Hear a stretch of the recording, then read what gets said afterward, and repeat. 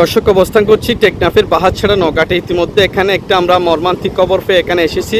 শাহপট্টি বুলাচর এলাকা থেকে এক প্রবাসী জোয়ারের পানিতে ভাসিয়ে যায়। পরবর্তীতে অনেক খোঁজাখুঁজি করেছিল, তাকে কোনো মতো খুঁজে পায় নাই।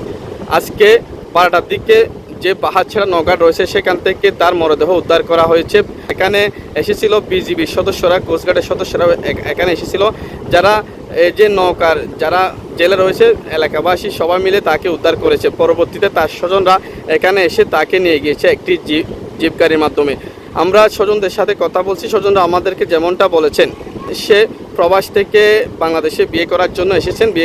বিয়ে করার পর সে আবার প্রবাসে চলে যাবেন এমনটা আমাদেরকে বলছে। তবে আজকে সে তার বিয়ে আর হলো না। পরবর্তীতে যে ঈদুল আজহার উপলক্ষে সমুদ্রে গিয়েছিল, সমুদ্রে যাওয়ার পর সমুদ্রের জোয়ারের পানিতে তাকে ভাসিয়ে নিয়ে যায়। পরবর্তীতে তার মরদেহ উদ্ধার করা হয়েছে।